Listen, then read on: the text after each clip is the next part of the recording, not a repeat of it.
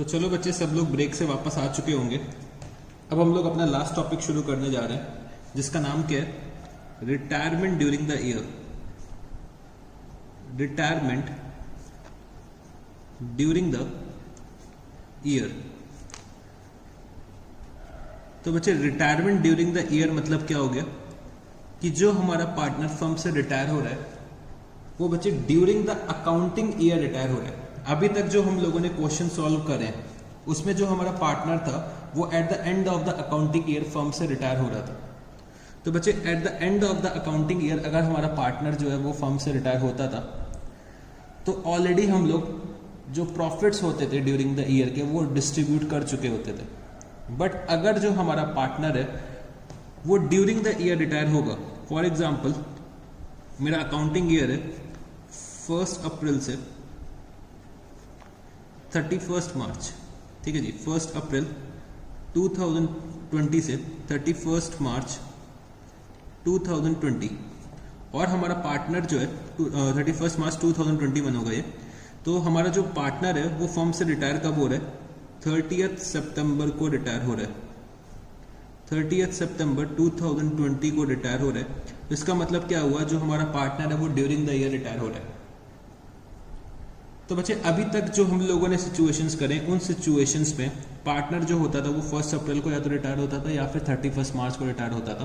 तो उन सिचुएशंस में बच्चे हम लोग जो प्रॉफिट्स होते थे या लॉसेस होते थे ड्यूरिंग द ईयर के वो हम लोग ऑलरेडी पार्टनर के कैपिटल अकाउंट में ट्रांसफर कर चुके होते थे। बट यहाँ पे अगर देखोगे हमारा जो पार्टनर है वो ड्यूरिंग द ईयर रिटायर हो रहा है। तो बच्चे, अगर आप लोग रियल लाइफ की बात करो, प्रैक्टिकल लाइफ की भी बात करो, तो हमारे जो पार्टनर्स होते हैं वो during the year he retire होते हैं। ये तो हम लोगों को क्वेश्चंस में दे रखा होता है कि भाई हम लोग at the end of the accounting year partner को रिटायर कर रहे हैं। बट अगर आप लोग रियल लाइफ में जाओ तो पार्टनर, अब सोचो कोई पार्टनर फर्म से रिटायर होना चाहता है 1 जुलाई को, अब वो क्या नेक्स्ट 31 मार्च तक इंतजार करेगा कि भाई हमारा अकाउंटिंग ईयर एंड होगा तब हम रिटायर होंगे? तो रियल लाइफ में ऐसा नहीं होता है। पार्टनर को जब मतलब लगता है कि भाई हमें फर्म छोड़ के जाना है तो वो ड्यूरिंग द ईयर छोड़ के चले जाते हैं। तो उसके अकॉर्डिंग हमें क्या करना पड़ता है? अकाउंटिंग करनी पड़ती है। तो ये सब चीज़ें आपको रियल लाइफ में देखने को मिलेंगी। जो हमारे पार्टनर है वो during the year he retire होंगे।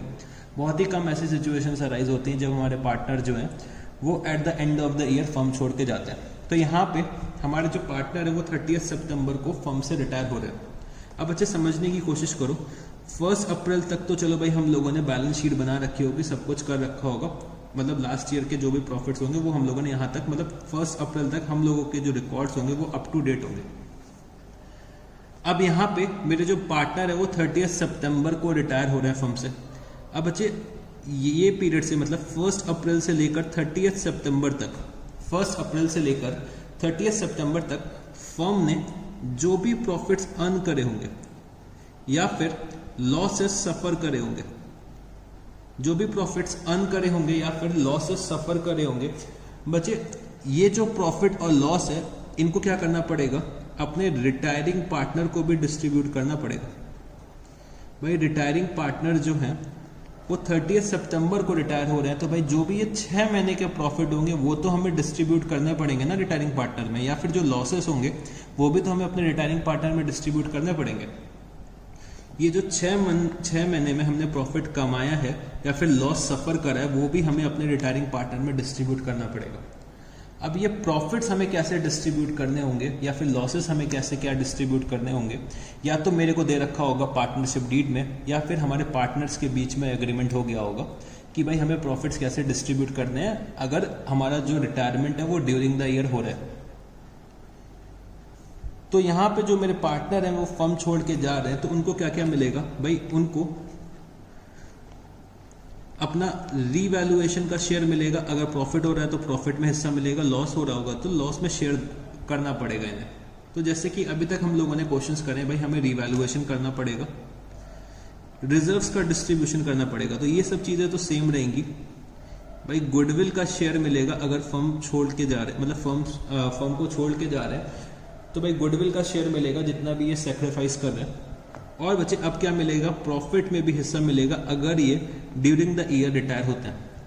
तो ड्यूरिंग द ईयर जितना भी फर्म ने प्रॉफिट अर्न किया होगा वो हमें कैलकुलेट करना पड़ेगा। 1 अप्रैल से लेकर 30 सितंबर तक जितना भी फर्म ने प्रॉफिट अर्न किया होगा वो हमें कैलकुलेट करना पड़ेगा, और कैलकुलेट करने के लिए हमें कोई ना कोई बेसिस ऑलरेडी दे रखा होगा क्वेश्चन में, बस हमें कैलकुलेशन सिंपली करना पड़ेगा। हमें ये बता रखा होगा कि भाई हमें कैसे प्रॉफिट कैलकुलेट करना है, ये क्वेश्चन में हमें दे रखा होगा, बस हमें क्या करना है, प्रॉफिट्स कैलकुलेट करने हैं और रिटायरिंग पार्टनर में डिस्ट्रीब्यूट कर देना। ठीक है जी। तो प्रॉफिट्स कैलकुलेट करने के लिए हमें क्या करना पड़ेगा, यहाँ पे दो मेथड्स का यूज करना पड़ेगा बच्चे। प्रॉफिट कैलकुलेट करने के लिए दो मेथड्स होते हैं, तो मैंने यहाँ पे लिखा मेथड्स। दो मेथड्स होते हैं प्रॉफिट कैलकुलेट करने के लिए, एक हो गया नंबर 1, एक हो गया नंबर 2। तो बच्चे प्रॉफिट एक हम लोग कैलकुलेट कर सकते हैं बेस्ड ऑन टाइम, और बच्चे दूसरा मेथड क्या होता है, बेस्ड ऑन टर्नओवर। टर्नओवर का दूसरा नाम क्या होता है, सेल्स। तो प्रॉफिट जो हमें कैलकुलेट करने पड़ेंगे, या तो बच्चे हमें बेस्ड ऑन टाइम कैलकुलेट करने पड़ेंगे, या फिर बेस्ड ऑन टर्नओवर कैलकुलेट करना पड़ेगा। ठीक है जी। तो मेरे को प्रॉफिट्स कहां से कहां तक कैलकुलेट करने हैं बच्चे, date of last balance sheet to the date of retirement. तो इन प्रॉफिट्स को हम लोग एक और नाम भी देते हैं, जिसका नाम क्या होता है, इंटरीम प्रॉफिट। इंटरीम प्रॉफिट का मतलब क्या हुआ बच्चे, जो मेरे ड्यूरिंग द ईयर के प्रॉफिट है, जो मेरे with in the accounting year के प्रॉफिट है, फॉर अ पर्टिकुलर पीरियड के प्रॉफिट होते हैं, उसको हम लोग बोलते हैं इंटरीम प्रॉफिट। बच्चे फाइनल प्रॉफिट एक बोला जाता है, एक इंटरीम प्रॉफिट बोला जाता है। फाइनल प्रॉफिट मेरा क्या होता है, जो मेरा साल भर का प्रॉफिट होता है, उसको हम लोग फाइनल प्रॉफिट बोलते हैं।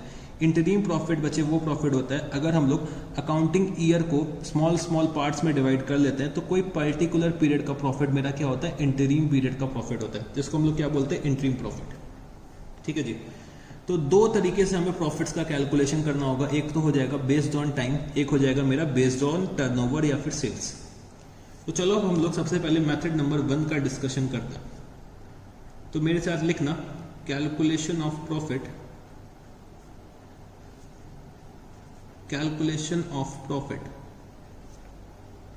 Based on time. Calculation of profit based on time. यहां पे मेरे साथ लिखना, under this method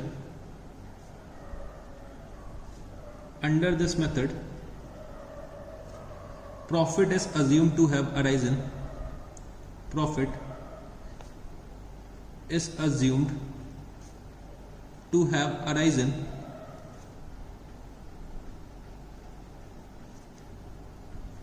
uniformly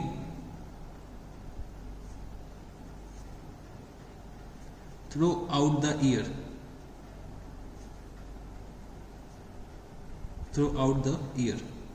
Under this method, profit is assumed to have arisen uniformly throughout the year. Sir इसका क्या मतलब हुआ? तो चलो बच्चे अब हम लोग एक एग्जाम्पल लेते हैं और इसको समझने की कोशिश करते हैं। बच्चे हम लोग प्रॉफिट जो कैलकुलेट कर रहे हैं वो बेस्ड ऑन टाइम कर रहे हैं। अब क्वेश्चन में मेरे को क्या दे रखा होगा कि भाई 2016, 2017, 2018 3 साल के मेरे को प्रॉफिट दे रखे होंगे। फॉर एग्जाम्पल 2016 में मेरा प्रॉफिट है 15,000 रुपीज, 2017 में मेरा प्रॉफिट है 20,000 रुपीज, और बच्चे 2018 में मेरा प्रॉफिट कितना है 25,000 रुपीज। ठीक है जी। और जो मेरे पार्टनर है सी जो है वो फर्म से रिटायर हो रहे हैं। बच्चे जो ये प्रॉफिट दे रखे हुए हैं ये 31 मार्च 2016 का है, मतलब 31 मार्च 2016, ईयर एंडिंग 31 मार्च 2016, 17 और 18। तो ये मेरे को 3 साल के प्रॉफिट दे रखे हुए हैं। और जो सी है वो फर्म से रिटायर हो रहे हैं। रिटायर कब हो रहे हैं बच्चे? रिटायर हो रहे हैं सी 1 जुलाई 2018 को। सी जो है वो फर्म से रिटायर कब हो रहे हैं? 1 जुलाई 2018 को फर्म से रिटायर हो रहे हैं। और बच्चे पार्टनर्स में ये एग्रीमेंट हुआ है कि ये लोग प्रॉफिट्स जो हैं वो बेस्ड ऑन टाइम डिस्ट्रीब्यूट करेंगे सी को, जो भी इनके प्रॉफिट्स निकल के आएंगे टिल डेट। मतलब 31 मार्च 2018 को हमारा अकाउंटिंग ईयर एंड हो रहा है और सी जो है वो रिटायर हो रहा है 1 जुलाई को। तो मतलब 31 मार्च से लेकर 1 जुलाई तक 3 महीने का टाइम पीरियड है। मतलब 3 महीने में जो भी फर्म ने अर्न करा होगा तो भाई सी को उनके प्रॉफिट्स का शेयर मिल जाएगा। अब मेरे को ये कैलकुलेट करना होगा कि भाई 3 महीने में फर्म ने कितना अर्न करा है, कितना प्रॉफिट कमाया। तो बच्चे इसके लिए क्वेश्चन में क्या दे रखा हुआ है कि भाई C's share of profit is to be calculated on the basis of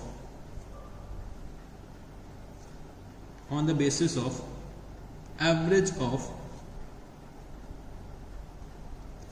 past 3 years profit, तो बच्चे जो सी का शेयर ऑफ प्रॉफिट है जो मेरे को करंट ईयर में कैलकुलेट करना है, तो C share of profit is to be calculated on the basis of average of the past 3 years profit. तो मेरे को पिछले 3 साल के प्रॉफिट्स का बेस बनाना है जिससे कि मैं सी का करंट ईयर का प्रॉफिट निकाल सकूं, मतलब करंट पीरियड का प्रॉफिट निकाल सकूं, इंटरिम पीरियड का प्रॉफिट निकाल सकूं।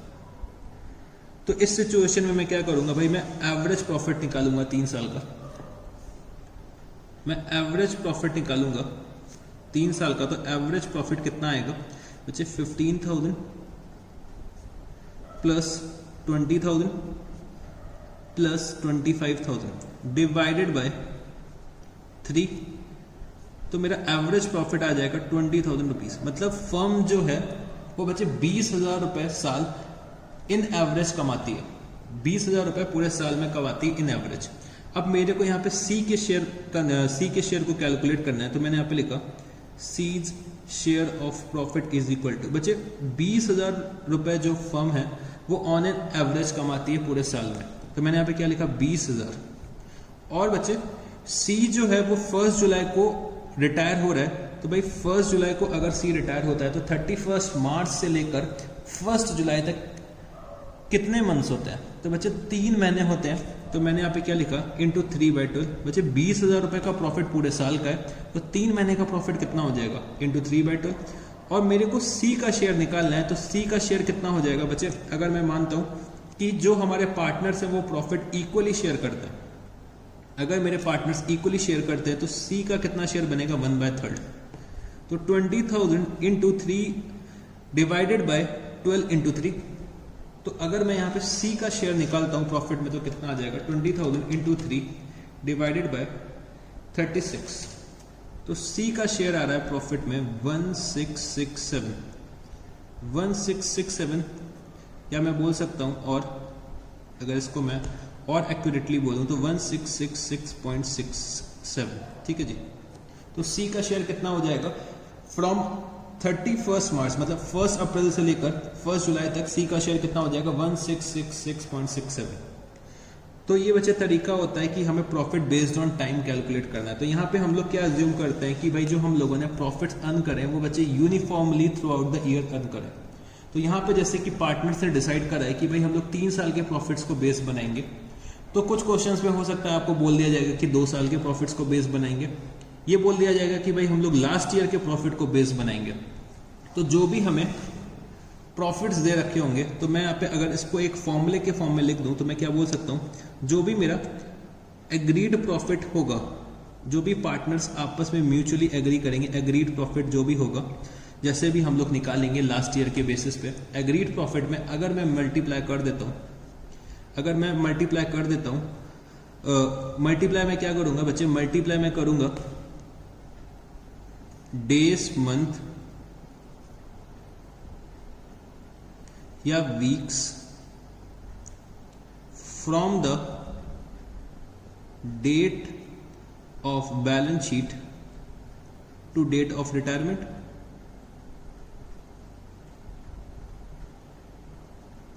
Divided by days, months, weeks in a year into retiring partners profit sharing ratio, into retiring partners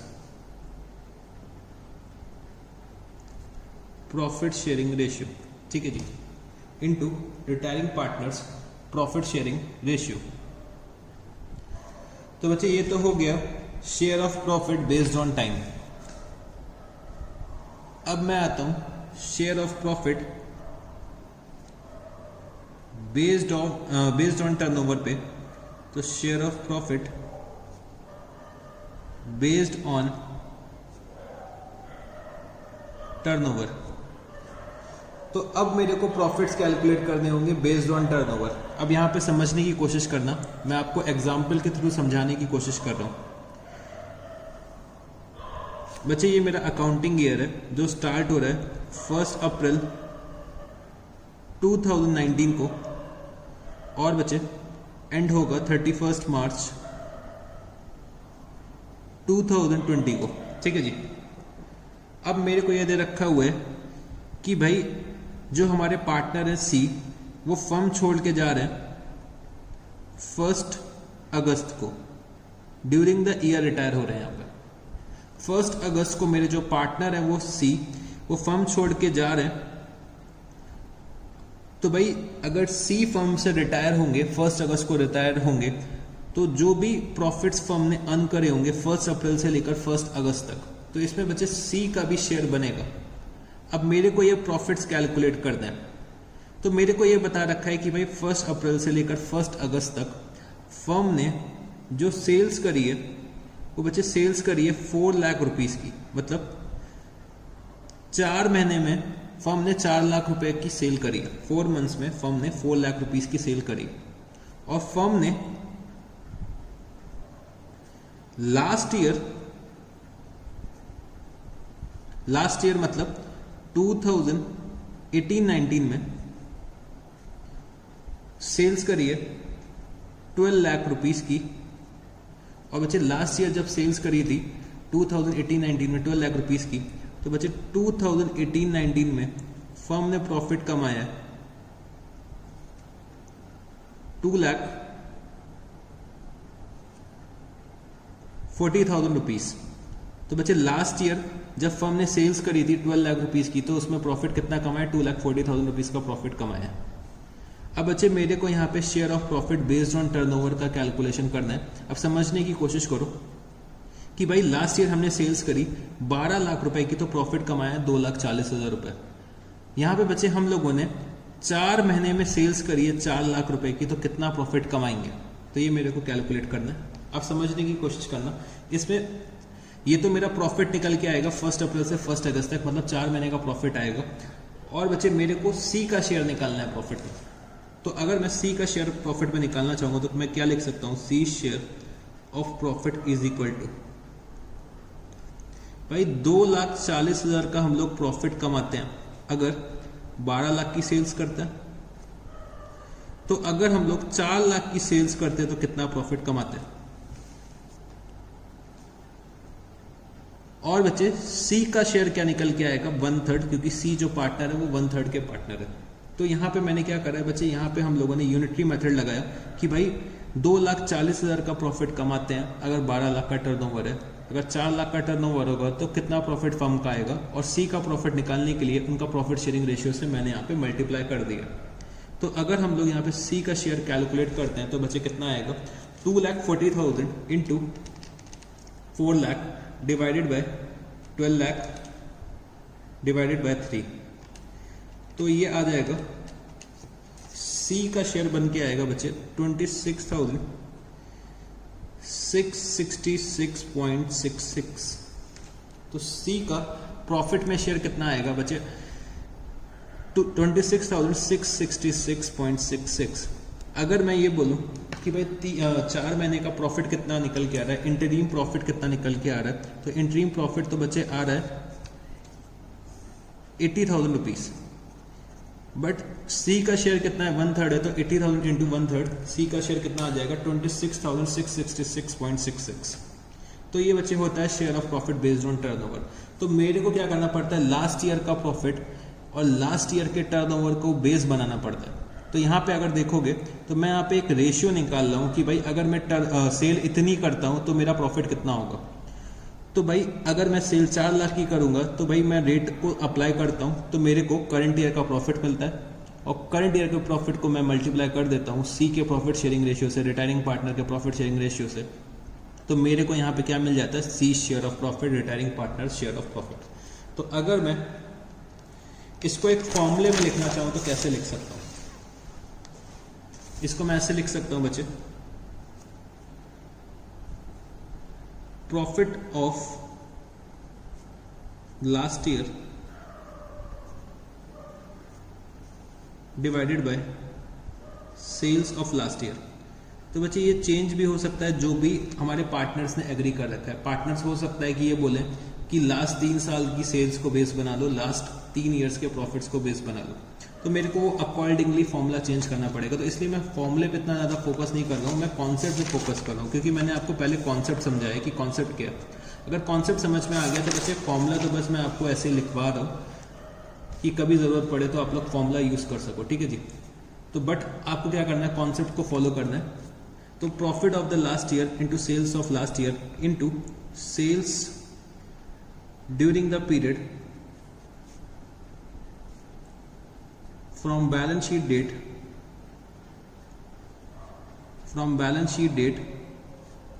to date of retirement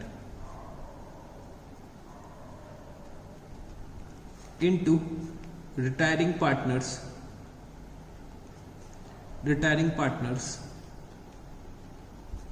profit sharing ratio, ठीक है जी।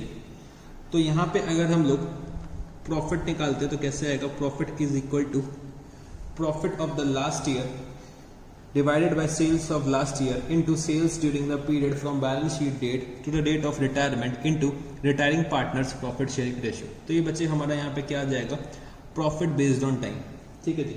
अब हमें इसको कैसे रिप्रेजेंट करना होगा अपने कैपिटल अकाउंट में, या फिर हमें इसकी कैसे जर्नल एंट्री पास करनी होगी, ये अब हमें सीखना है।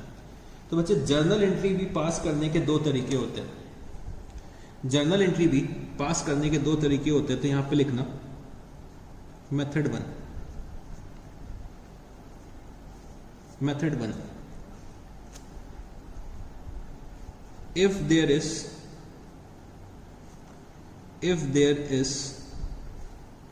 no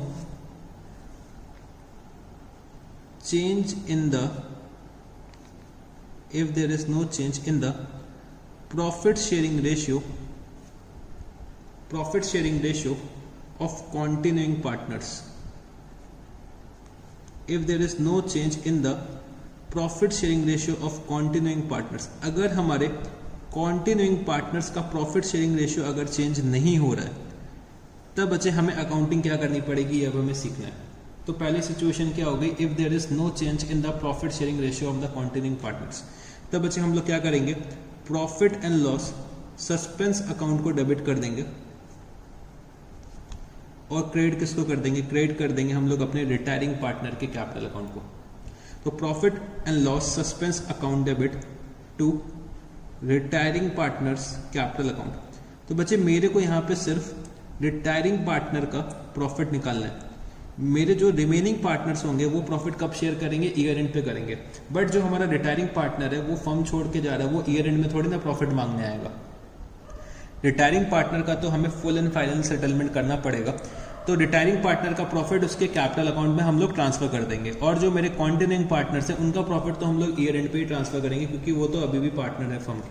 तो अब मेरे को ये चेक करना होगा कि भाई हमारा जो पार्टनर है वो अगर ड्यूरिंग द ईयर रिटायर हो रहा है, अगर हमारा partner during the year retire हो रहा है और हमारे कंटिन्यूइंग पार्टनर्स का प्रॉफिट शेयरिंग रेशियो अगर चेंज नहीं हो रहा है, तो मेरे को ये अकाउंटिंग एंट्री पास करनी पड़ेगी। मतलब मेरे को रिटायरिंग पार्टनर के कैपिटल अकाउंट के क्रेडिट साइड पे क्या लिखना पड़ेगा, by profit and loss suspense account. मेरे को ये जनरल एंट्री पास करनी पड़ेगी। तो ये तो बच्चे हो गई प्रॉफिट के केस में एंट्री। तो यहां पे लिख लेना, इन केस ऑफ प्रॉफिट, अगर प्रॉफिट होता है तो मेरे को ये एंट्री पास करनी पड़ेगी इन केस ऑफ प्रॉफिट। अगर हमारा लॉस होता है, इन केस ऑफ लॉस, अगर लॉस निकल के आता है ड्यूरिंग द ईयर में, तब क्या हो जाएगा बच्चे, इस एंट्री का रिवर्सल हो जाएगा। तो मेरे को क्या करना पड़ेगा, मेरे को रिटायरिंग पार्टनर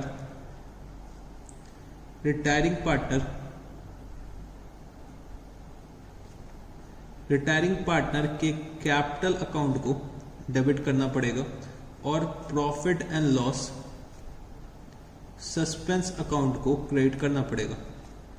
तो जो भी अमाउंट ऑफ प्रॉफिट आ रहा है बच्चे हम लोग डेबिट कर देंगे, मतलब प्रॉफिट आ रहा है तो क्रेडिट कर देंगे और profit and loss suspense account को डेबिट कर देंगे। अगर लॉस आ रहा है तो रिटायरिंग पार्टनर को कैपिटल को डेबिट कर देंगे और profit and loss suspense account को यहाँ पे क्रेडिट कर देंगे। तो in case of loss and in case of profit. अब बच्चे समझने की कोशिश करना मेथड नंबर 2। मेथड नंबर 2 क्या बोलता है? मेथड नंबर 2 ये बोलता है कि अगर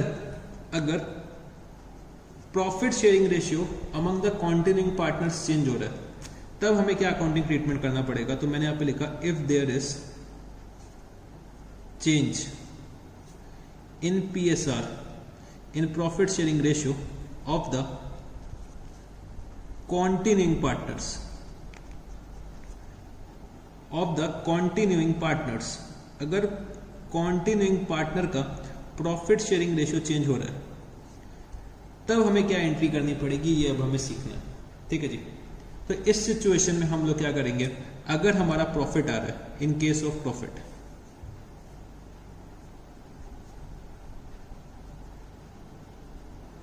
अगर हमारा प्रॉफिट आ रहा है तो भाई जो हमारा रिटायरिंग पार्टनर होगा उसको तो उसका प्रॉफिट का शेयर मिलेगा। तो मेरे को यहाँ पे रिटायरिंग पार्टनर को क्या करना पड़ेगा, क्रेडिट करना पड़ेगा। रिटायरिंग पार्टनर्स कैपिटल अकाउंट को मेरे को यहाँ पे क्या करना पड़ेगा, क्रेडिट करना पड़ेगा। और जो बचे मेरे कॉन्टिन्यूइंग पार्टनर्स होंगे, ठीक है जी, जो मेरे कॉन्टिन्यूइंग पार्टनर्स होंगे उसमें से ये हो सकता है कि कुछ पार्टनर्स ने गेन करा हो, कुछ पार्टनर्स ने सेक्रीफाइस करा हो, या फिर सारे के सारे पार्टनर्स ने गेन करा हो। तो ये दोनों पॉसिबिलिटी रहती है कि भाई कॉन्टिन्यूइंग पार्टनर्स में सारे के सारे पार्टनर्स गेन कर रहा हूँ, कुछ हो सकता है सेक्रीफाइस कर रहा हूँ, कुछ गेन कर रहा हूँ, कुछ हो सकता है कि ना ही सेक्रीफाइस कर रहा हूँ ना ही गेन कर रहा हूँ। तो इस सिचुएशन में मेरे को क्या करना पड़ेगा, अगर मेरा शेयर ऑफ प्रॉफिट निकल के आ रहा है, अगर प्रॉफिट निकल के आ रहा है तो बच्चे यहां पे हम लोग गेनिंग पार्टनर के कैपिटल अकाउंट को डेबिट करेंगे। गेनिंग पार्टनर के कैपिटल अकाउंट को डेबिट कर देंगे और सैक्रिफाइसिंग पार्टनर्स के कैपिटल अकाउंट को क्रेडिट कर देंगे।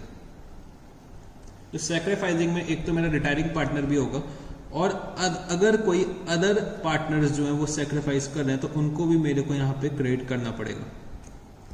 तो gaining partners capital account debit to sacrificing partners capital account, अगर मैं इसको एक सिंगल एंट्री में कन्वर्ट करता हूं, मतलब ये तो मेरी कंपाउंड एंट्री बन गई है। अगर मैं सिंगल एंट्री बोलूं तो भाई gaining partners capital account debit to sacrificing partners capital account, तो भाई रिटायरिंग को भी उसका शेयर मिल ही जाएगा क्योंकि रिटायरिंग भी सैक्रिफाइस ही कर रहा है अल्टीमेटली। तो गेनिंग पार्टनर्स जिस भी रेशियो में गेन कर रहे होंगे, उस रेशियो में हमारे रिटायरिंग पार्टनर को या फिर अदर सैक्रिफाइसिंग पार्टनर्स को पेमेंट कर देंगे प्रॉफिट का।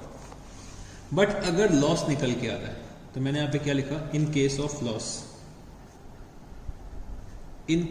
लॉस। तो बच्चे ये जो जर्नल एंट्री हम लोगों ने पास करी है इसकी हम लोग रिवर्सल एंट्री पास करेंगे, मतलब इसकी हम लोग अपोजिट एंट्री पास करेंगे। तो मैं यहां पे क्या लिख सकता हूं, retiring partners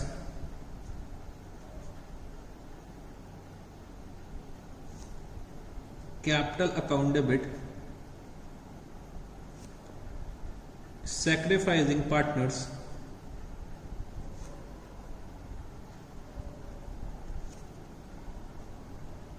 capital account debit to gaining partners capital account,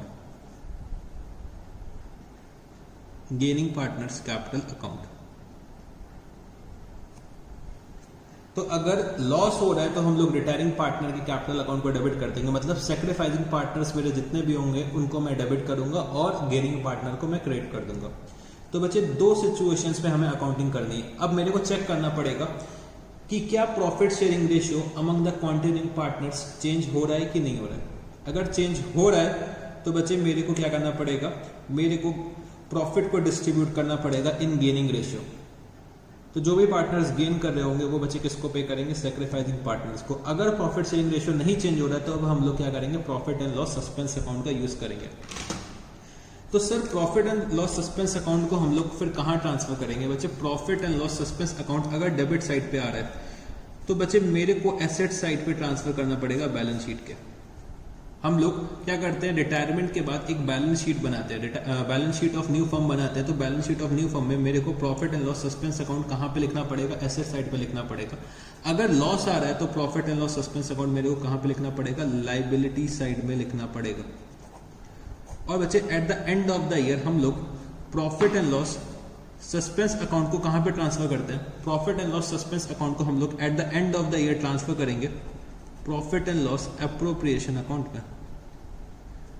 profit and loss appropriation account में at the end of the year transfer कर देंगे। यहां पे लिख लो at the end of the year. Eight the end of the year हम लोग profit and loss suspense account को profit and loss appropriation account में ट्रांसफर कर देते हैं।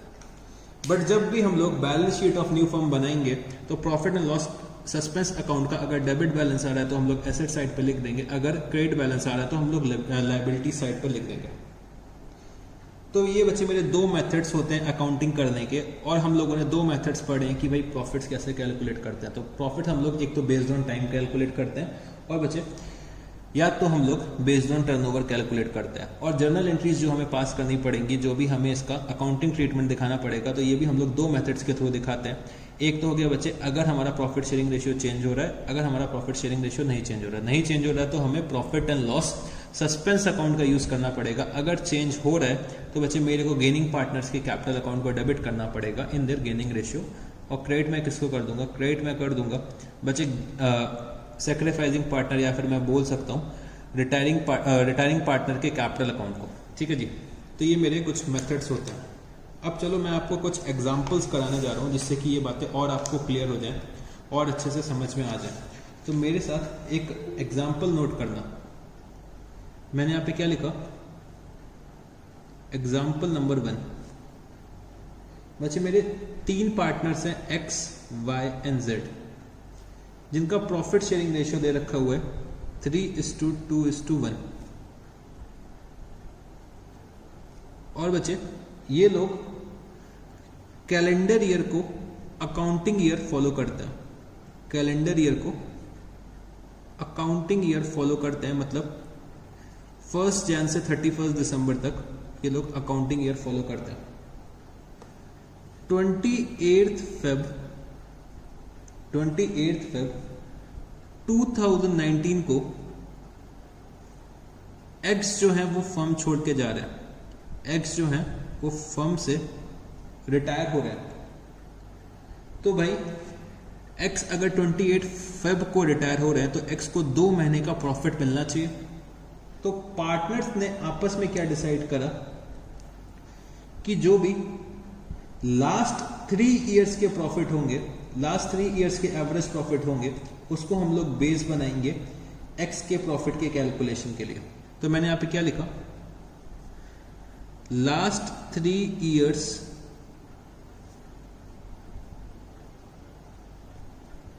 Average profit is to be considered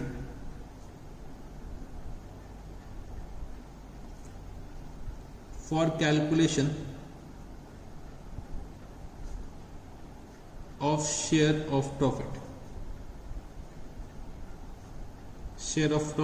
of current year, share of profit of current year। तो last 3 years की अगर मैं बात करूं तो 2018 का प्रॉफिट मेरे को दे रखा हुआ है 45,000 रुपीज। 2017 का प्रॉफिट दे रखा हुआ है 28,000 रुपीज। 2016 का प्रॉफिट दे रखा हुआ है 17,000 रुपीज, और 2015 का प्रॉफिट दे रखा हुआ है 30,000 रुपीज। और मेरे को क्वेश्चन में क्या बोल रखा है, पास जर्नल एंट्री, पास जर्नल एंट्री। अब बच्चे मेरे को यहां पे प्रॉफिट्स का कैलकुलेशन करना पड़ेगा, क्योंकि जो मेरा पार्टनर है एक्स वो ड्यूरिंग द ईयर फर्म से रिटायर हो रहा है, ड्यूरिंग द ईयर फर्म से रिटायर हो रहा है। और पार्टनर्स ने आपस में एग्री ये करा है कि हम लोग लास्ट 3 इयर्स के एवरेज प्रॉफिट को बेस बनाएंगे करंट ईयर का प्रॉफिट कैलकुलेट करने के लिए, x share of profit calculate करने के लिए। बट यहाँ पे मेरे को 4 साल के प्रॉफिट दे रखे हुए हैं, तो बच्चे जो ये 2015 का प्रॉफिट है वो मेरे लिए क्या इररेलेवेंट है, क्योंकि मेरे को सिर्फ और सिर्फ 3 साल के प्रॉफिट्स को कंसिडर करना है। ये प्रॉफिट बस मेरे को पागल बनाने के लिए दे रखा हुआ है। तो पहले मेरे को यहाँ पे एवरेज प्रॉफिट निकालना पड़ेगा 3 साल का। तो मैंने यहाँ पे क्या लिखा, एवरेज प्रॉफिट। अच्छा बच्चे यहाँ पे अगर देखोगे तो हम लोग यहाँ पे जो प्रॉफिट्स कैलकुलेट कर रहे हैं वो बच्चे बेस्ड ऑन टाइम कैलकुलेट कर रहे हैं, क्योंकि यहाँ पे टर्नओवर की कोई बात ही नहीं हो रखी है। तो अगर मैं एवरेज प्रॉफिट निकालता हूँ तो 45,000 plus 28,000 plus 17,000 divided by 3, average profit मेरा कितना आ जाएगा, एवरेज प्रॉफिट बच्चे मेरा आ जाएगा 30,000 रुपीज। अब मेरे को x का शेयर निकालना है, तो मैंने यहां पे लिखा x share of profit, x share of profit is equal to 30,000। तो बच्चे 30,000 तो पूरे साल का प्रॉफिट होगा, मेरे को 2 महीने का प्रॉफिट चाहिए, तो इंटू 2/12। तो ये मेरा क्या आ गया, फर्म का प्रॉफिट आ गया। इसमें मैं क्या मल्टीप्लाई कर दूंगा, x का प्रॉफिट शेयरिंग रेशियो। तो x का प्रॉफिट शेयरिंग रेशियो क्या है, 3/6। तो x शेयर ऑफ प्रॉफिट कितना आ जाएगा, 30,000 इंटू 2 इंटू 3 डिवाइडेड बाय 72। तो अगर मैं इसको सॉल्व करता हूं तो कितना आ जाएगा, x का प्रॉफिट का शेयर आ जाएगा 2,500 रुपीज। x का प्रॉफिट का शेयर कितना आ जाएगा, 2,500 रुपीज। अब मेरे को क्वेश्चन में ये बोला गया है कि पास जर्नल एंट्री। अब बच्चे मेरे को जर्नल एंट्री पास करनी है, तो मेरे को चेक करना पड़ेगा कि क्या कॉन्टिन्यूइंग पार्टनर्स का प्रॉफिट शेयरिंग रेशियो चेंज हो रहा है। तो मेरे को यहाँ पे y एंड z का प्रॉफिट शेयरिंग रेशियो क्या दे रखा है, 2:1 का दे रखा हुआ है। और क्वेश्चन में मेरे को न्यू रेशियो दे ही नहीं रखा हुआ है। जब न्यू रेशियो नहीं दे रखा होता है तो हमारा जो ओल्ड रेशियो होता है वही मेरा क्या हो जाता है, न्यू रेशियो हो जाता है। तो कॉन्टिन्यूइंग पार्टनर्स का प्रॉफिट शेयरिंग रेशियो चेंज नहीं हो रहा है, तो मैं यहाँ पे क्या यूज करूंगा, profit and loss suspense account use करूंगा। तो मैंने यहाँ पे क्या लिखा, मैंने यहाँ पे जर्नल एंट्री पास कर दी, जर्नल एंट्री पास करी, profit and loss suspense account debit, profit and loss suspense account debit to X capital account, to X capital account. तो बच्चे 2,500 रुपीज का शेयर आ रहा है एक्स का, वो मैंने एक्स के कैपिटल अकाउंट में ट्रांसफर कर दिया। और यहाँ पे मेरे कॉन्टिन्यूइंग पार्टनर्स का प्रॉफिट शेयरिंग रेशियो चेंज नहीं हो रहा है, तो मैंने यहाँ पे क्या लिखा, profit and loss suspense account debit to X capital account. तो मैंने यहाँ पे लिखा narration being X share of profit transferred, share of profit transferred. तो मैंने यहाँ पे एग्जाम्पल नंबर 1 कंप्लीट कर लिया है। अब मेरे साथ एग्जाम्पल नंबर 2 लिखो आप लोग। Example number 2, x, y and z are 3:2:1 partners.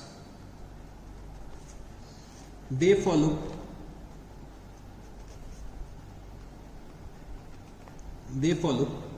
financial year and Z retired on 1st July 2019. His share of profit or loss is to be calculated on the basis of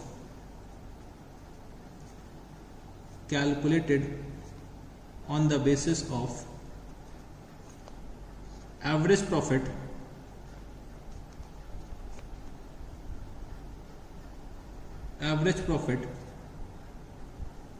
of last 2 years। 2018-19 का मेरे को profit दे रखा हुआ है ₹28,500। 2019-20 का मेरे को profit दे रखा हुआ है ₹43,500।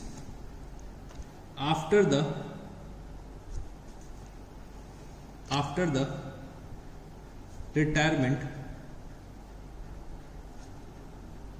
of Z, new profit sharing ratio is 5:3 between X and Y. Pass journal entry. तो बच्चे यहाँ पे जो मेरे को प्रॉफिट्स कैलकुलेट करने हैं वो बच्चे based on time he calculate करने हैं, बट यहाँ पे अगर आप लोग देखोगे तो मेरे को यहाँ पे न्यू रेशियो दे रखा हुआ है। यहाँ पे हमारा जो कॉन्टिन्यूइंग पार्टनर्स के बीच में प्रॉफिट शेयरिंग रेशियो जो है वो चेंज हो रहा है। तो मतलब मेरे को जो अकाउंटिंग ट्रीटमेंट करना पड़ेगा वो क्या करना पड़ेगा, gaining partners capital account debit to sacrificing partners capital account. तो सबसे पहले चलो हम लोग प्रॉफिट्स को कैलकुलेट करते हैं। तो भाई जेड जो है वो फर्म से रिटायर हो रहा है। कब रिटायर हो रहा है? 1 जुलाई को रिटायर हो रहा है। और हम लोग फाइनेंशियल ईयर को अकाउंटिंग ईयर मानते हैं। हम लोग फाइनेंशियल ईयर को अकाउंटिंग ईयर मानते हैं। तो जेड रिटायर हो रहा है 1 जुलाई को, मतलब 31 मार्च से 1 जुलाई कितने मंथ्स होगा? 3 मंथ्स बाद रिटायर हो रहे हैं। तो मेरे को 3 मंथ्स के प्रॉफिट का कैलकुलेशन करना पड़ेगा और जेड का शेयर निकालना पड़ेगा। हम लोग यहाँ पे प्रॉफिट जो कैलकुलेट कर रहे हैं वो बेस्ड ऑन टाइम कैलकुलेट कर रहे हैं। और कैलकुलेशन के लिए हम लोगों ने ये बेस बनाया कि हम लोग लास्ट 2 ईयर्स के प्रॉफिट्स को बेस बनाएंगे। लास्ट 2 ईयर्स के एवरेज प्रॉफिट को बेस बनाएंगे for the purpose of computation of current years profit. मतलब करंट 3 मंथ्स के प्रॉफिट का, करंट ईयर के 3 मंथ्स के प्रॉफिट को कैलकुलेट करने के लिए हम लोग लास्ट 2 ईयर्स के प्रॉफिट को बेस बनाएंगे। तो मैंने यहाँ पे क्या लिखा, average profit is equal to, मैंने एवरेज प्रॉफिट निकाल दिया ऑफ लास्ट 2 ईयर्स। तो ये आ जाएगा 28,500 प्लस 43,500 डिवाइडेड बाय 2। तो यहाँ पे मेरा जो एवरेज प्रॉफिट आएगा वो बच्चे कितना आ जाएगा? एवरेज प्रॉफिट मेरा आ जाएगा 36,000 रुपीज। मेरे को जेड का शेयर निकालना है, तो Z share of profit is equal to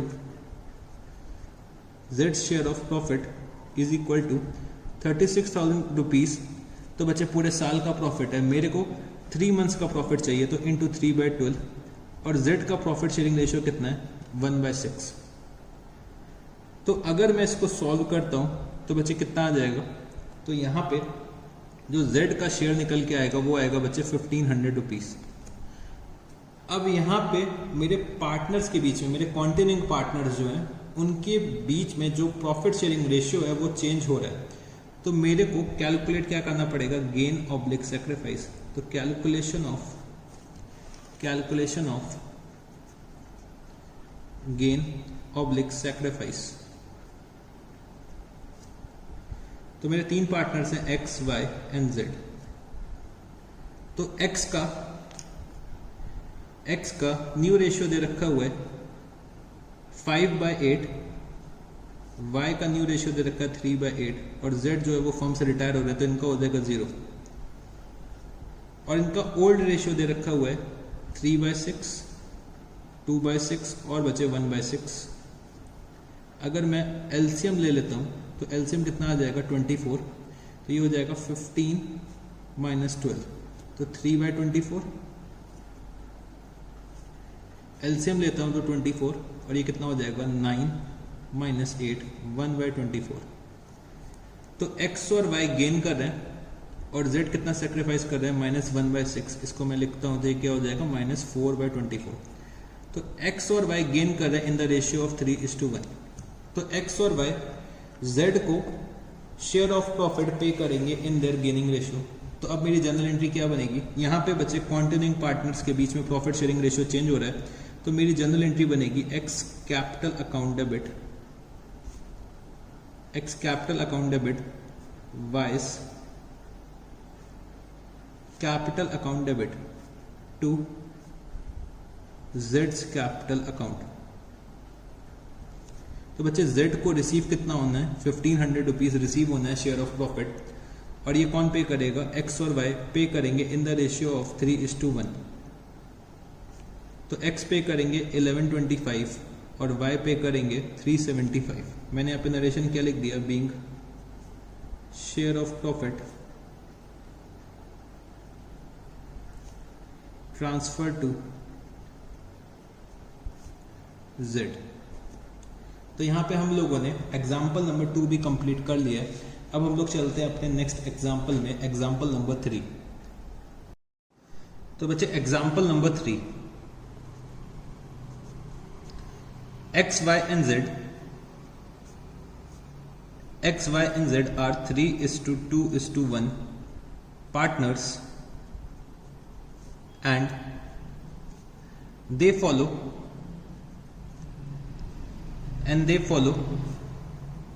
calendar year.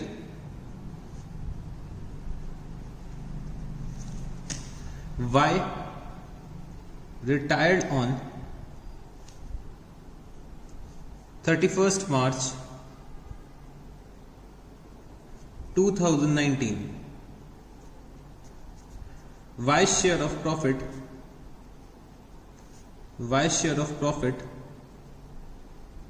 or loss is to be calculated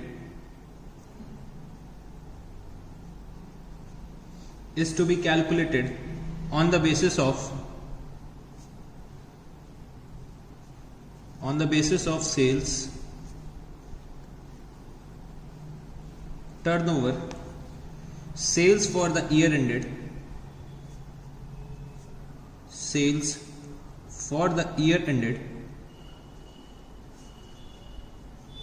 2018 is rupees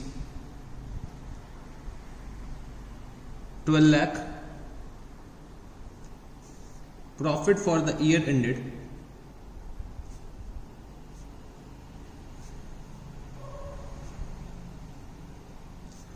2018 is rupees 4,80,000. Sales from 1st Jan 2019 to 31st March 2019 is rupees 2 lakh. Pass journal entry.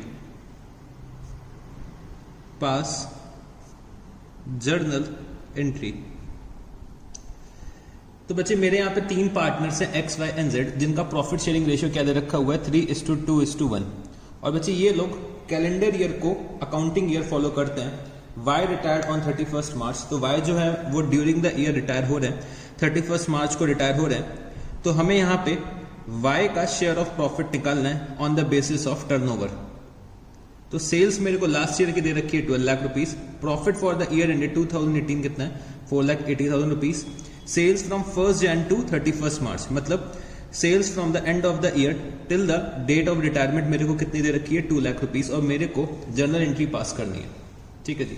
तो चलो सबसे पहले हम लोग profit का calculation कर लेते हैं कि वाई का शेयर ऑफ प्रॉफिट कितना निकल के आएगा। तो मैंने यहाँ पे लिखा Y's share of profit is equal to, बच्चे 4,80,000 रुपीज का प्रॉफिट होता है अगर हमारी सेल्स कितनी है 12 लाख रुपीस। तो अगर हमारी सेल्स होगी 2 लाख रुपीस तो प्रॉफिट कितना होना चाहिए। तो ये बच्चे मेरे को फर्म का प्रॉफिट पता चल जाएगा 3 महीने का, और मेरे को यहाँ पे वाई का शेयर निकालना है। तो वाई का प्रॉफिट शेयरिंग रेशियो है 2/6। तो अगर हम लोग इसको सॉल्व करते हैं तो कितना आएगा 4,80,000 divided by 12 lakh into 2 lakh into 2 divided by 6। तो यहाँ पे y का शेयर आ रहा है 26,666.67। तो y का शेयर ऑफ प्रॉफिट आ रहा है 26,666.67। अब बच्चे मेरे को चेक करना है कि यहाँ पे जो मेरे कॉन्टिन्यूइंग पार्टनर्स हैं उनका प्रॉफिट शेयरिंग रेशियो चेंज हो रहा है कि नहीं हो रहा है। तो यहाँ पे अगर बच्चे आप लोग देखते हो तो इन लोगों का ओल्ड रेशियो दे रखा हुआ है, मतलब X और Z का ओल्ड रेशियो क्या है 3:1 है, और न्यू रेशियो के बारे में कुछ भी नहीं दे रखा हुआ है। तो इसका मतलब क्या हो जाएगा, ओल्ड रेशियो ही हमारा न्यू रेशियो होगा, और हमारे कॉन्टिन्यूइंग पार्टनर्स का प्रॉफिट शेयरिंग रेशियो चेंज नहीं हो रहा है। तो अब हम लोग यहाँ पे क्या यूज करेंगे, profit and loss suspense account use करेंगे। तो मैंने यहाँ पे क्या लिखा, profit and loss suspense account debit to Y's capital account, to Y's capital account, और अमाउंट कितना है 26,666.67, 26,666.67। मैंने यहाँ पे क्या लिखा, being share of profit transfer to Y's capital account. तो यहां पे हम लोगों ने एग्जाम्पल नंबर 3 भी कंप्लीट कर लिया है। अब चलो हम लोग लिखते हैं एग्जाम्पल नंबर 4 के बारे में। Example number 4,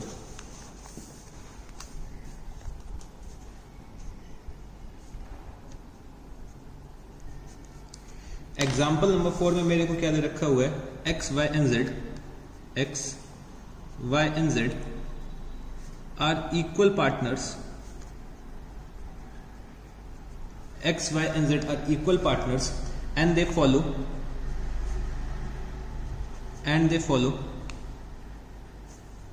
financial year on 30th September 2019 Y retired and his share of profit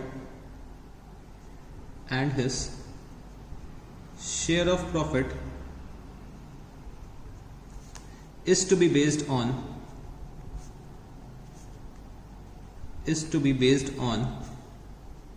sales. After the retirement of Y, the new ratio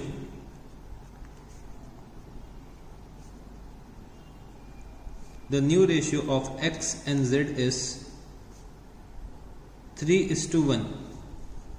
Sales for the year sales for the year 2018-19 rupees 2,70,000. Loss for the year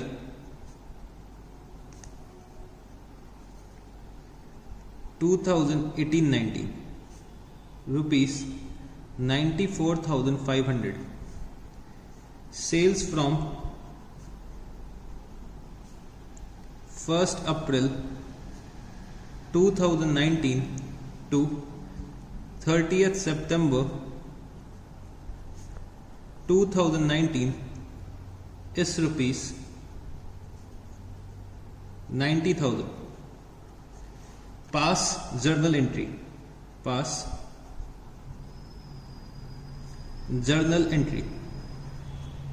तो बच्चे मेरे यहाँ पे 3 partners हैं X, Y और Z, और ये तीनों पार्टनर्स इक्वल पार्टनर्स हैं और ये लोग फाइनेंशियल ईयर को अकाउंटिंग ईयर मान के चलते हैं।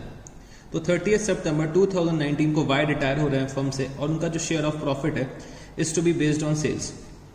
और यहाँ पे एक्स और जेड का न्यू रेशियो दे रखा हुआ है 3:1। सेल्स फॉर द ईयर 2018-19 मेरे को दे रखी है 2,70,000 rupees. Loss for the year 2018-19 मेरे को दे रखा है 94,500। Sales from 1st April 2019 to 30 September 2019 is rupees 90,000। तो बच्चे लास्ट ईयर में मेरा लॉस हो रहा है, तो करंट ईयर में भी हम ये एज्यूम करेंगे कि हम लोग लॉस सफर करेंगे। तो मेरे को वाई का शेयर ऑफ लॉस निकालना पड़ेगा। तो मैंने यहां पे क्या लिखा, वाई शेयर ऑफ लॉस। तो मेरे को on the basis of turnover calculate करना है, तो वाई शेयर ऑफ लॉस। बच्चे लॉस मेरा था 94,500 जब टर्नओवर कितना था 2,70,000 रुपीज।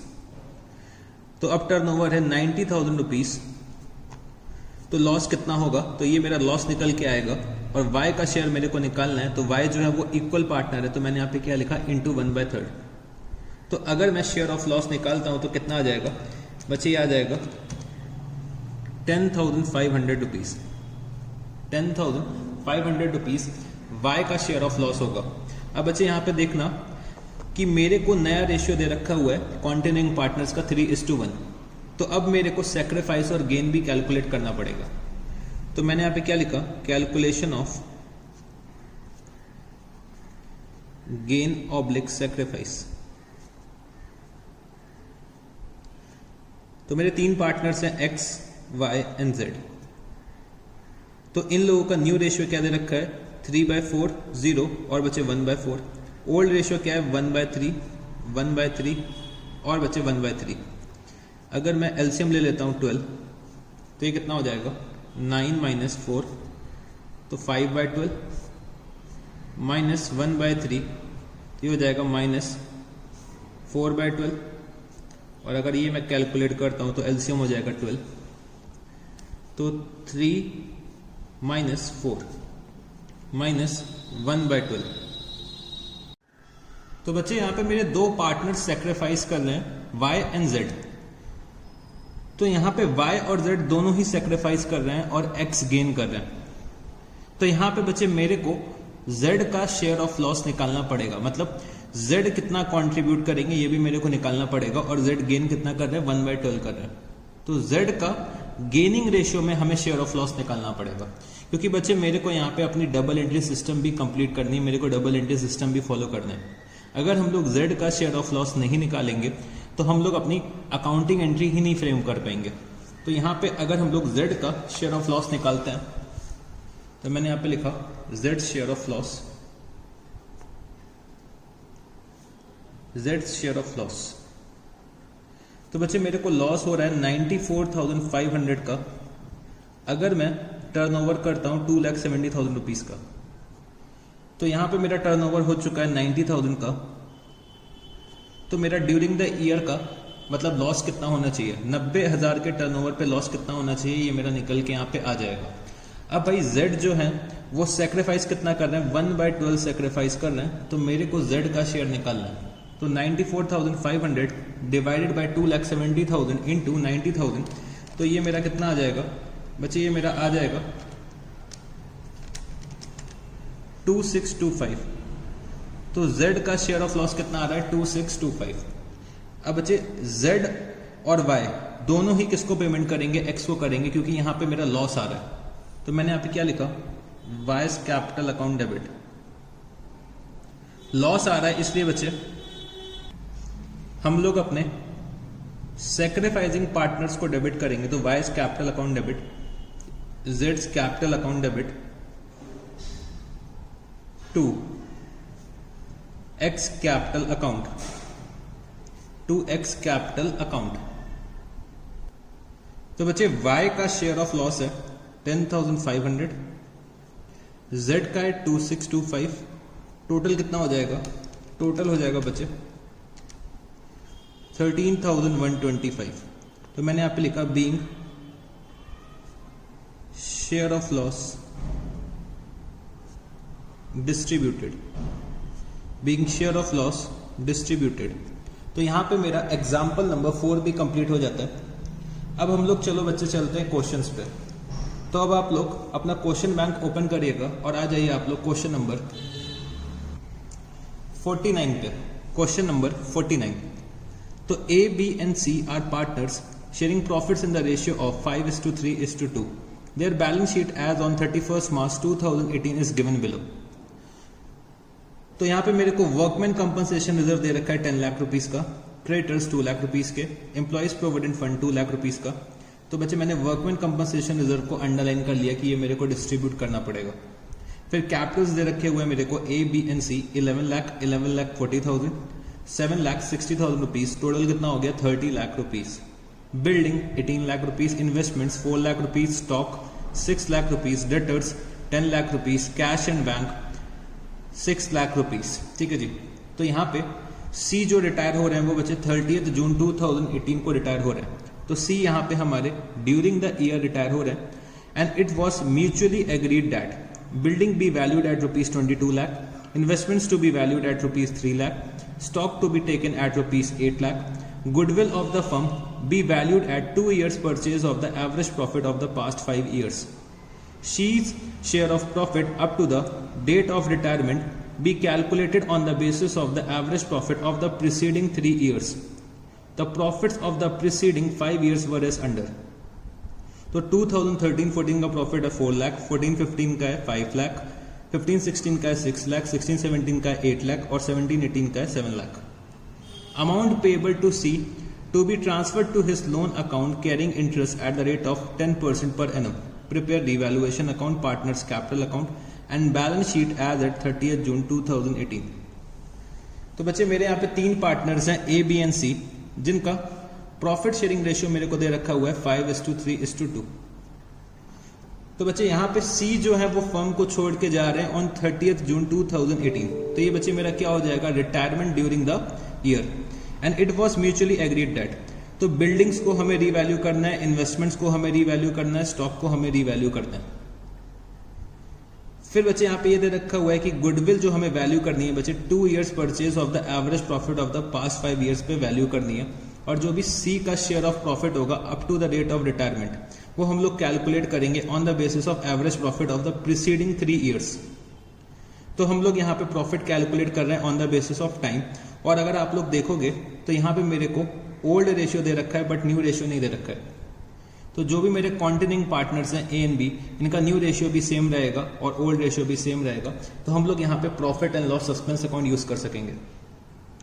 तो मेरे को यहाँ पे रीवैल्यूएशन अकाउंट बनाना है, पार्टनर्स के कैपिटल अकाउंट बनाने, और मेरे को balance sheet of new firm बनानी है। तो चलो हम लोग शुरू करते हैं। तो हम लोग अपने ऑर्डर को फॉलो करेंगे जैसे कि अभी तक हम लोग करते हैं। तो सबसे पहले मैं रीवैल्यूएशन अकाउंट बनाऊंगा। तो मैंने यहाँ पे लिखा रीवैल्यूएशन अकाउंट, रीवैल्यूएशन अकाउंट।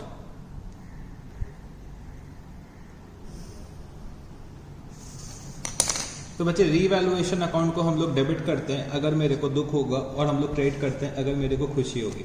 ठीक है जी। तो मेरे को ये दे रखा हुआ है building B valued eight ₹22 lakh. तो हम लोग बिल्डिंग की वैल्यू इंक्रीज कर रहे हैं। तो मैंने यहाँ पे क्या लिखा, बाय बिल्डिंग्स अकाउंट। तो बच्चे हम लोग बिल्डिंग की वैल्यू 4 लाख रुपीज से इंक्रीज कर रहे हैं। तो मैंने यहाँ पे लिखा by buildings account 4 lakh rupees. Investments to be valued at ₹3 lakh. तो बच्चे इन्वेस्टमेंट की वैल्यू डिक्रीज हो रही है। तो मैंने यहाँ पे क्या लिखा, to investments account, to investments account 1 lakh rupees. फिर दे रखा हुआ है stock be taken at ₹8 lakh. तो हमें स्टॉक को रीवैल्यू करना है 8 लाख रुपीज पे। तो मेरे को स्टॉक की वैल्यू इंक्रीज करनी पड़ेगी। तो मैंने यहाँ पे क्या लिखा, बाय स्टॉक अकाउंट। तो स्टॉक की वैल्यू मैं इंक्रीज कर दूंगा 2 लाख रुपीज से। तो बच्चे मेरे को रीवैल्यूएशन से रिलेटेड इतना ही दे रखा हुआ है। तो जो भी मेरा रीवैल्यूएशन का प्रॉफिट आएगा वो मैं अपने ओल्ड पार्टनर्स में ओल्ड प्रॉफिट शेयरिंग रेशियो में डिस्ट्रीब्यूट कर दूंगा। तो अगर मैं यहाँ पे टोटल करता हूं तो टोटल आएगा मेरा 6 लाख रुपीज, और मेरा प्रॉफिट कितना आ जाएगा बच्चे, प्रॉफिट आ जाएगा मेरा 5 लाख रुपीज। तो 5 लाख रुपीज मैं अपने ओल्ड पार्टनर्स में ओल्ड प्रॉफिट शेयरिंग रेशियो में डिस्ट्रीब्यूट कर दूंगा। तो मैंने यहाँ पे लिखा 2 A's capital account, 2 B's capital account, 2 C's capital account. इनका प्रॉफिट शेयरिंग रेशियो दे रखा है 5:3:2। तो 5/10, 3/10 और बचे 2/10। प्रॉफिट आ रहा है 5 लाख रुपीज का। तो 5 लाख को हम लोग डिस्ट्रीब्यूट करने जा रहे हैं 5:3:2 के रेशियो में। तो यहाँ पे सी का शेयर होगा 1 लाख रुपीज, बी का शेयर होगा 1,50,000 रुपीज, और ए का शेयर होगा 2,50,000 रुपीज। तो रीवैल्यूएशन का प्रॉफिट हम लोगों ने यहाँ पे निकाल लिया। अब मेरे को पार्टनर्स के कैपिटल अकाउंट बनाने पड़ेंगे। तो मैंने यहाँ पे लिखा कैपिटल अकाउंट, कैपिटल अकाउंट।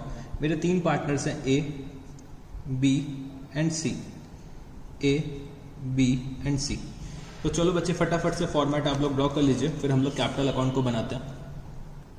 तो आप लोगों ने फॉर्मेट बना लिया होगा। तो मैंने यहाँ पे मार्क लगा लिया कि भाई सी जो है वो फर्म छोड़ के जा रहे हैं। तो मैंने सबसे पहले ओपनिंग बैलेंसेस लिख दिए, by balance brought down, by balance brought down. तो बच्चे ओपनिंग बैलेंसेस आ रहे हैं 11 लाख, 11,40,000 और बच्चे 7,60,000 रुपीज। तो सबसे पहले मैं रीवैल्यूएशन का प्रॉफिट ट्रांसफर करूंगा। तो मैंने यहाँ पे क्या लिखा, बाय रीवैल्यूएशन अकाउंट। तो प्रॉफिट आ रहा है 2,50,000 रुपीज, 1,50,000 रुपीज और बचे 1 lakh rupees.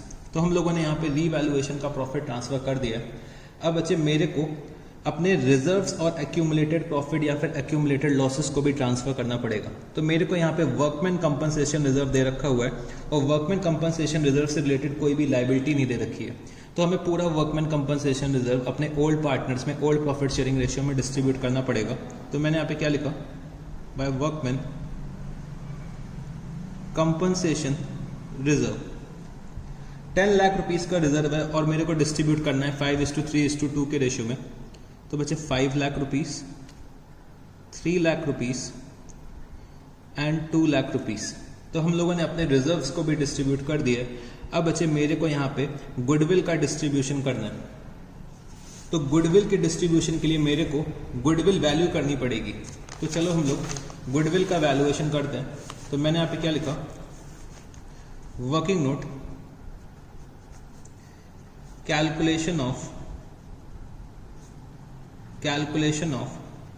Value of goodwill of firm. तो बच्चे गुडविल वैल्यू करने के लिए मेरे को दे रखा हुआ है कि goodwill of the firm B valued eight 2 years purchase of the average profit of the past 5 years। तो अगर हम लोग गुडविल को वैल्यू करते हैं तो गुडविल मेरी क्या हो जाएगी, goodwill is equal to average profit of past 5 years into number of years of purchase. तो number of years of purchase मेरे को कितना दे रखा है, 2। तो 5 साल के प्रॉफिट्स का मेरे को एवरेज निकालना है। तो मेरे प्रॉफिट्स हैं 4 lakh rupees, 5 lakh rupees, 6 lakh rupees, 8 lakh rupees और बचे 7 लाख रुपीस। तो ये मेरे 5 साल के प्रॉफिट्स हैं। तो इसका मेरे को एवरेज निकालना पड़ेगा और मैं मल्टीप्लाई कर दूंगा number of years of purchase से। तो number of years of purchase मेरा 2 आ रहा है। तो अगर हम लोग यहाँ पे एवरेज प्रॉफिट निकालते हैं तो एवरेज प्रॉफिट मेरा कितना आएगा, 4 lakh plus 5 lakh plus 6 lakh plus 8 lakh plus 7 lakh. तो 30 लाख डिवाइडेड बाय 5 अगर मैं करता हूँ तो 6 लाख इंटू 2। तो गुडविल ऑफ द फर्म आ रही बच्चे 12 लाख रुपीस। तो मेरे को यहाँ पे ओल्ड रेशियो दे रखा है बट न्यू रेशियो नहीं दे रखा है। तो हमारा ओल्ड रेशियो ही न्यू रेशियो होगा और बच्चे ओल्ड रेशियो ही मेरा क्या हो जाएगा, गेनिंग रेशियो बन जाएगा। तो यहाँ पे 12 lakh rupees goodwill of the firm आ रही है। तो मेरे को सी का शेयर निकालना है। तो C share is equal to बच्चे सी सेक्रीफाइस कितना करेंगे, तो 12 लाख इंटू सी सेक्रीफाइस कर रहे हैं अपना प्रॉफिट शेयरिंग रेशियो 2/10। तो सी का शेयर कितना आ जाएगा, सी का शेयर आ जाएगा 2,40,000 रुपीज। तो सी को पेमेंट कौन करेंगे, सी को पेमेंट ए और बी करेंगे इन द रेशियो ऑफ 5:3। तो चलो हम लोग यहां पे लिख देते हैं by A's capital account by B's capital account. तो सी का शेयर ऑफ गुडविल कितना है, 2,40,000 रुपीज और उनको पेमेंट करेंगे ए और be in the ratio of 5:3। तो 2,40,000 रुपीज का पेमेंट करना है इन द रेशियो ऑफ 5:3। तो अगर मैं ये कैलकुलेट करता हूँ तो यहाँ पे ए पेमेंट करेंगे 1,50,000 रुपीज़ का और बी पेमेंट करेंगे 90,000 रुपीज़ का। इसकी करस्पॉन्डिंग एंट्री मैं इधर साइड पास कर दूंगा, डेबिट साइड पे पास कर दूंगा। तो 2C's कैपिटल अकाउंट 1,50,000 रुपीज़ और बचे 90,000 रुपीज़। तो हम लोगों ने यहाँ पे गुडविल भी डिस्ट्रीब्यूट कर दी। अब बच्चे मेरे को चेक करना है कि क्या रिटायरिंग पार्टनर से रिलेटेड कोई अदर एडजस्टमेंट दे रखा हुआ है। तो हाँ सर, हमें यहाँ पे सी का शेयर ऑफ प्रॉफिट भी कैलकुलेट करना है। तो चलो हम लोग वर्किंग नोट में सी का शेयर ऑफ प्रॉफिट कैलकुलेट करते हैं। तो मेरे को क्वेश्चन में दे रखा हुआ है कि C share of profit up to the date of retirement be calculated on the basis of average profit of the preceding 3 years। तो मेरे को पिछले 3 साल के प्रॉफिट्स को बेस बनाना है for the purpose of calculation of C share of profit. तो मैंने यहाँ पे लिखा working note number 2, calculation of C share of profit, calculation of C share of profit. तो बच्चे मेरे को यहाँ पे शेयर ऑफ प्रॉफिट निकालना है सी का। तो मैंने यहाँ पे लिखा share of profit is equal to average profit of last 3 years into बच्चे सी मेरे रिटायर हो रहे हैं 30 जून 2018 को। तो इंटू 3 months, 3 months का प्रॉफिट मेरे को कैलकुलेट करना पड़ेगा इंटू 3 डिवाइडेड बाय 12। और सी का प्रॉफिट शेयरिंग रेशियो कितना है 2/10, तो इंटू 2/10। तो मेरे को average profit of the last 3 years चाहिए होगा। तो एवरेज प्रॉफिट अगर मैं लास्ट 3 years का निकालता हूं तो कितना आएगा, 6 lakh plus 8 lakh plus 7 lakh divided by 3 into 3/12 into 2/10। तो अगर मैं इसको सॉल्व करता हूँ तो ये कितना आ जाएगा? तो बच्चे अगर मैं सॉल्व करता हूँ तो 3 से 3 कट जाएगा और 2 से ये कटेगा तो कितना हो जाएगा 6। अगर मैं इसका मैं टोटल करता हूँ तो कितना आएगा? इसका टोटल आ जाएगा 21 लाख। तो 21 लाख डिवाइडेड बाय 60 अगर मैं करता हूँ तो सी का शेयर ऑफ प्रॉफिट कितना आ जाएगा? सी का शेयर ऑफ प्रॉफिट आ जाएगा 35,000 रुपीज। सी का शेयर ऑफ प्रॉफिट आ जाएगा 35,000 रुपीज। तो अब हम लोग सी का शेयर ऑफ प्रॉफिट सी के कैपिटल अकाउंट में ट्रांसफर कर देंगे। तो मैंने यहाँ पे क्या लिखा? By profit and loss suspense account. तो यहाँ पे बच्चे जो हमारे पार्टनर्स का कॉन्टिन्यूइंग रेशियो है, मतलब जो हमारे कॉन्टिन्यूइंग पार्टनर्स हैं, कॉन्टिन्यूइंग पार्टनर्स का रेशियो जो है वो बच्चे सेम है जो इनका ओल्ड रेशियो था। तो कॉन्टिन्यूइंग पार्टनर्स का रेशियो चेंज नहीं हो रहा है, तो हम लोग क्या यूज करेंगे? Profit and loss suspense account use करेंगे। और यहाँ पे हम लोग लिख देंगे सी के अकाउंट में 35,000 रुपीज। तो हम लोगों ने सी से रिलेटेड सारी एडजस्टमेंट्स कर ली हैं। तो मेरे को क्वेश्चन में ये दे रखा हुआ है कि भाई amount payable to C to be transfer to his loan account carrying interest at the rate of 10% per annum. ठीक है जी। तो मेरे को सी का अमाउंट उनके लोन अकाउंट में ट्रांसफर करना है। तो मैंने यहाँ पे लिखा टू सीज लोन अकाउंट। तो अगर मैं क्रेडिट साइड का टोटल करता हूं तो क्रेडिट साइड का टोटल कितना आ जाएगा? 7,60,000 plus 1 lakh plus 2 lakh plus 1,50,000 plus 90,000 plus 35,000। तो सी के लोन अकाउंट में हम लोग ट्रांसफर करेंगे 13,35,000। फिर मैं अब चेक करता हूं कि क्या मेरे को अपने कॉन्टिन्यूइंग पार्टनर से रिलेटेड कोई और अदर एडजस्टमेंट दे रखी है। तो सर हमें कोई और एडजस्टमेंट नहीं दे रखी है, तो मेरे को यहाँ पे कैपिटल अकाउंट को बैलेंस करना पड़ेगा। तो मैंने यहाँ पे क्या लिखा? To balance carry down. तो अब हमें बैलेंस करना है अपने कैपिटल अकाउंट को। तो सी का तो टोटल आ रहा है 13,35,000 रुपीज। ये मैं दोनों साइड पे लिख लेता हूं। अब मैं अगर ए का टोटल निकालता हूं तो 11 लाख प्लस 2,50,000 प्लस 5 लाख, तो टोटल आ रहा है 18,50,000 रुपीज। 18,50,000 रुपीज और बैलेंस आ जाएगा कितना? 17 लाख रुपीज। अगर हम लोग बी का टोटल करते हैं तो 11,40,000 rupees plus 1,50,000 rupees plus 3 lakh, तो ये हो जाएगा 15,90,000 रुपीज।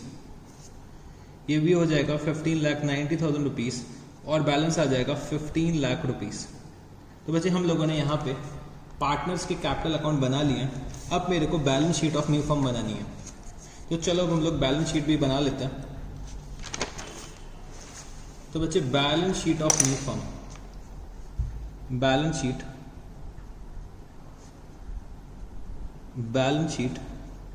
Of new firm